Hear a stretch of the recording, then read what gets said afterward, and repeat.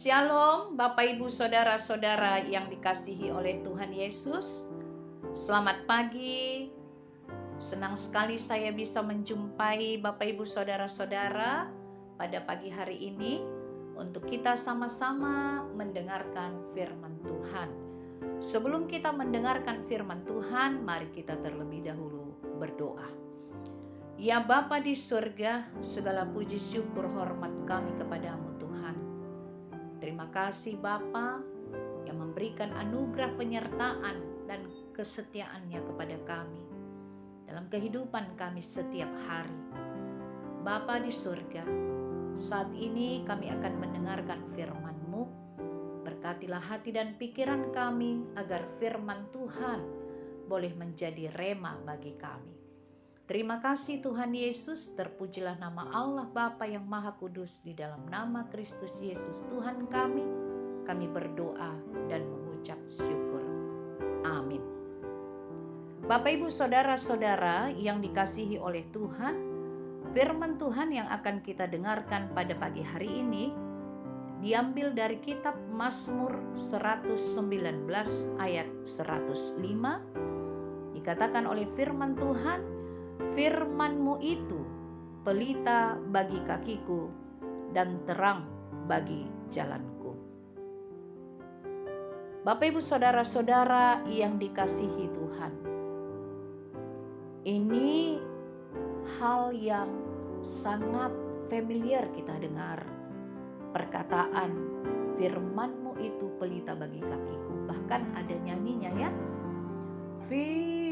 Firman-Mu pelita bagi kakiku, terang bagi jalanku. Firman-Mu pelita bagi kakiku dan terang bagi jalanku. Benar Bapak Ibu Saudara-saudara, firman Tuhanlah yang menjadi penerang di dalam kehidupan kita, agar kita tidak tersandung dan jatuh karena kegelapan dunia ini. Pelita artinya lampu atau cahaya yang memberikan terang,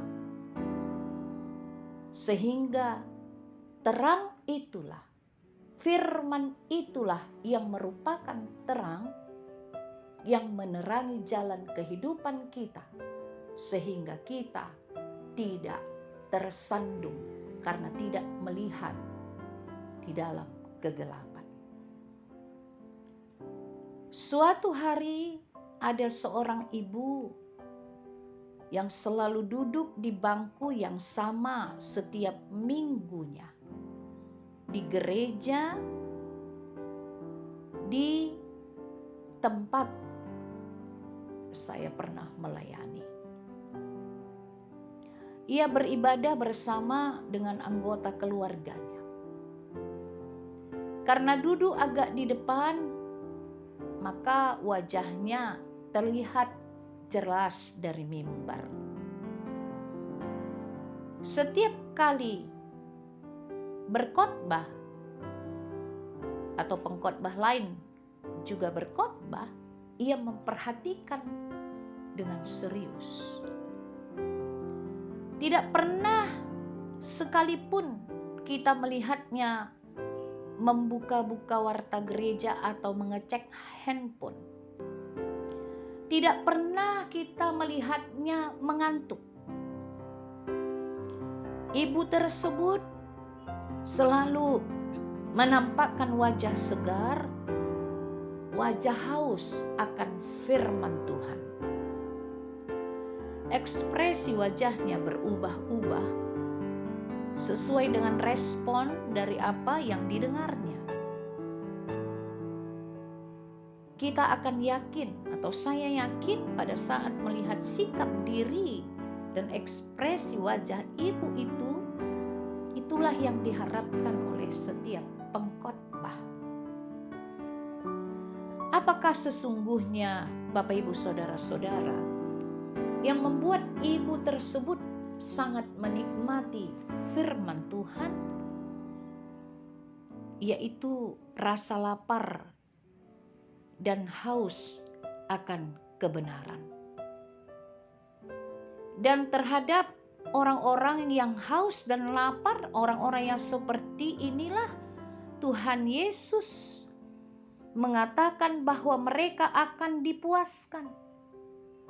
Matius 5 ayat 6, berbahagialah orang yang lapar dan haus akan kebenaran, karena mereka akan dipuaskan. Bapak Ibu Saudara-saudara, kalau kita lapar dan haus, tentu apapun makanan, minuman yang disodorkan kepada kita pasti akan terasa nikmat, bukan? Pasti kita langsung sikat. Itu bahasanya ya. Nah, demikian pula lah orang-orang yang haus dan lapar akan firman Tuhan. Mereka akan menikmati setiap kata-kata yang didengarnya dengan rasa nikmat. Karena mereka juga tahu bahwa firman itulah yang mereka butuhkan, yang menjadi pelita, yang menjadi pedoman dalam hidup mereka, hidup kita semua, pedoman bagi kita.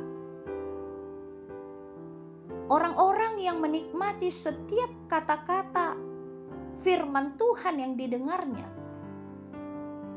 itu sama seperti apa yang dikatakan oleh pemazmur dalam Mazmur 1 yang dikatakan di sana, berbahagialah orang yang mendengar firman dan mau merenungkan Taurat itu siang dan malam. Dia mencintai firman Tuhan, mencintai Tuhan sehingga apapun perkataan firman itu direnungkannya, lalu didengarnya, dinikmatinya setiap kata-kata di dalam firman Tuhan.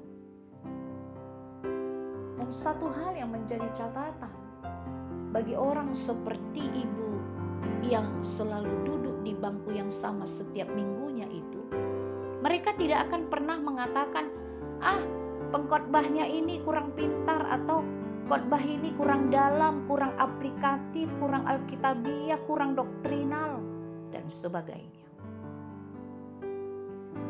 Saya yakin Bapak Ibu Saudara-saudara yang dikasihi oleh Tuhan Yesus, setiap orang Kristen punya rasa lapar dan haus akan kebenaran firman Tuhan. Tetapi rasa lapar dan hausnya itu berbeda, dalam taraf-taraf yang berbeda.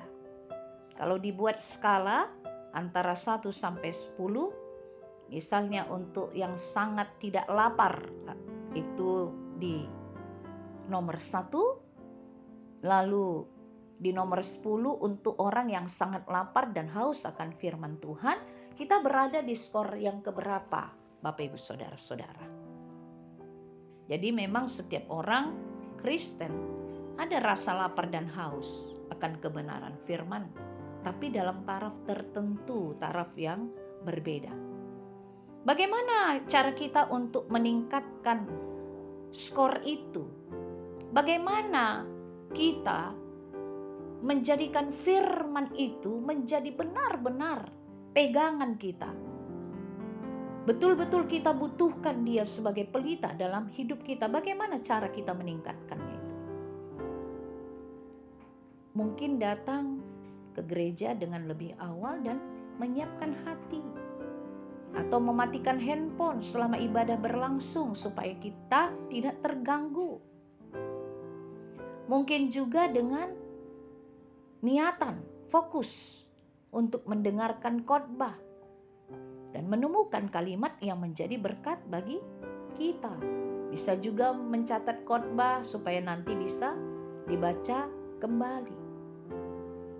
Ibarat makanan, bagaimana kita membuat makanan tersebut supaya lebih mengundang selera? bisa menambahkan saus, sambal, menghiasnya, dan lain-lain. Karena itu mari Bapak Ibu Saudara-saudara, kita semangat untuk menumbuhkan rasa haus akan firman Tuhan. Mari semangat untuk menjadikan firman itulah dasar dan pedoman di dalam kehidupan kita. Karena firman-Mu Tuhan, pelita bagi kakiku dan terang bagi jalanku. Amin. Kita berdoa. Ya Bapa, terima kasih untuk firman-Mu yang mengingatkan kami untuk menjadikan firman Tuhan pelita di dalam kehidupan kami. Karena dengan firman-Mu itulah kami bertumbuh di dalam iman kepada Kristus Yesus. Karena firman itulah yang membuat kami menjadikan hidup ini lebih baik, dengan penuh rasa syukur menikmatinya, dengan sukacita, dengan pengharapan yang hidup kepada Allah Bapa. Dengan firman itulah kami meyakini kami menjadi pemenang di dalam setiap kehidupan kami, karena firman itu menguatkan kami dan memberikan kekuatan kepada kami untuk melangkah dengan baik dan benar. Firman-Mu Tuhan, pelita di dalam kehidupan kami. Terpuji nama Allah Bapa di dalam Kristus Yesus Tuhan kami. Terima kasih Tuhan. Amin.